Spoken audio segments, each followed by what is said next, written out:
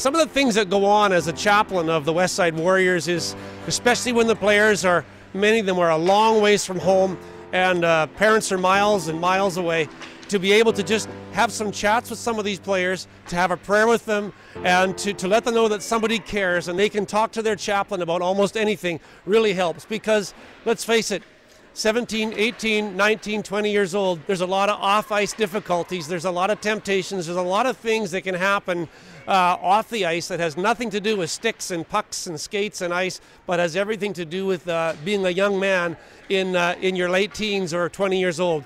And so some of the things that we do in chapel is I usually read the players a Bible verse. We have a prayer circle. We have a great discussion.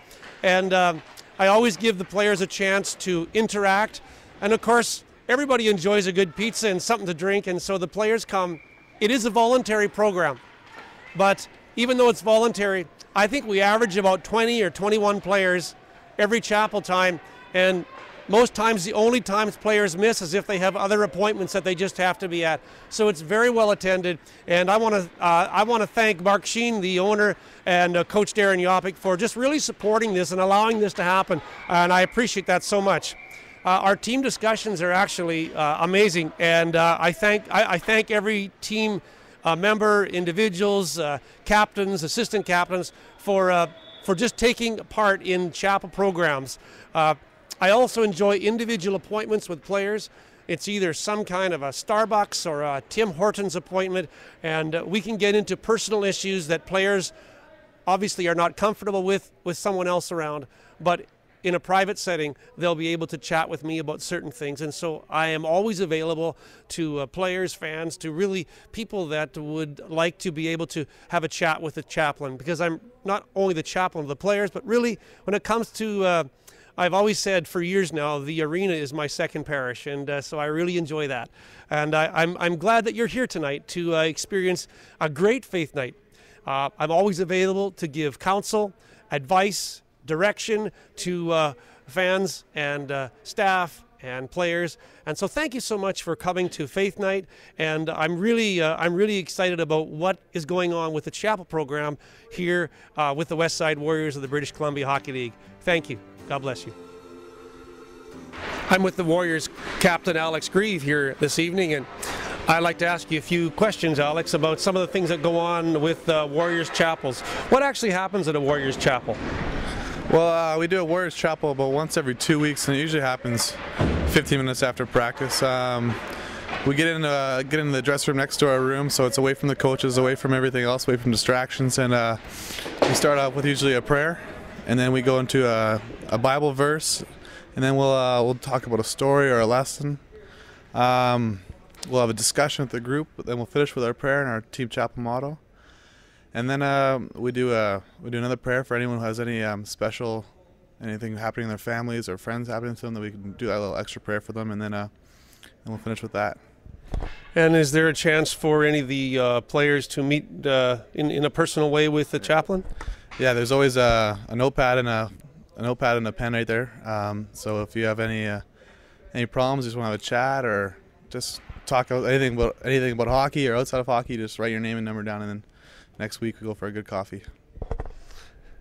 Thanks, Alex. Let me also ask you, what kind of topics are covered during these chapel programs? Because most of the people, of course, wouldn't be involved in chapels here in the arena tonight. But just give an insight as to some of the chapel topics. Well, we have great chats. Mostly they're not about hockey. We like to get away from the ice a little bit, because as we all know, we're still kids, and hockey is a big part of our lives, but really it's also a small part of our lives. So, we talk from everything about our family, our relationships with women and girls, alcohol abuse, faith. We talk about discipline, honesty, and character.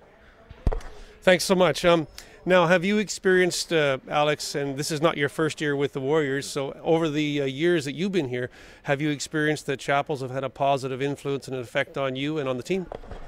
Oh, I totally believe that. We've had so this is my third year here. I've missed a chapel in 3 years. Lots of the guys on the team enjoy it. I know the majority of the guys come. It's not mandatory, but we still fill up the dressing room with most of the guys there. So I mean, they love coming to chat with you every 2 weeks, and so do I.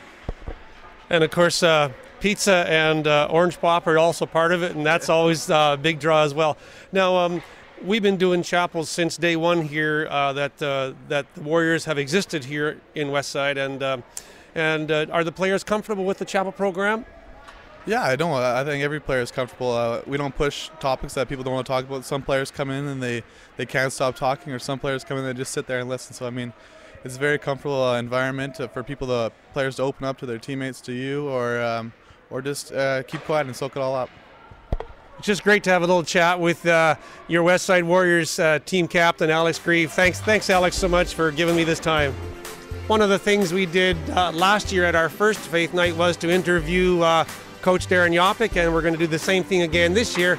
And Coach, what are some of the benefits that you feel are apparent with the chapel program here in Westside? Yeah, obviously players our age right now, anywhere from 16 to 20 years old, they're going through a lot of things in their lives, and it's another opportunity, another voice for them to hear and just go through all their problems and talk about things in a way that's sort of away from hockey. And anytime you can separate them away from hockey and talk about some other things, it's always a good thing. Now, are there some other, let's say off-ice issues? Because as you mentioned, players are away from home, and sometimes they're a long ways away from home. Are there just some off-ice issues in particular that it's kind of good to have another voice? What would some of those issues be?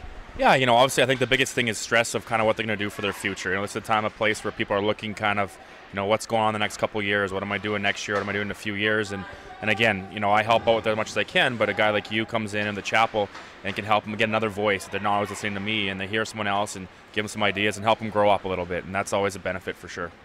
Well, that's true. We do want to not just make just really great hockey players, but we're in the process of making great young men as well. And as you know, I sometimes circulate around the arena chatting with different people, some team officials and staff, and some of the fans as well. And how can a chaplain maybe assist in the big picture when it comes to the Westside Warriors, actually 12 months of a year?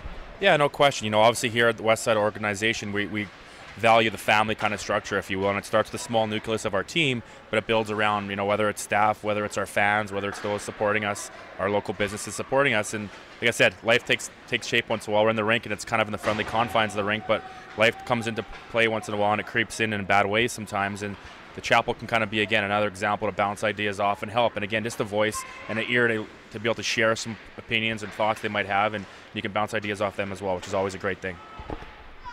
I'm here with Coach Darren Yopik. Thanks, Coach, for this time that we spent together, and hope you enjoy the evening and a great game. Thanks, Coach. Thank you.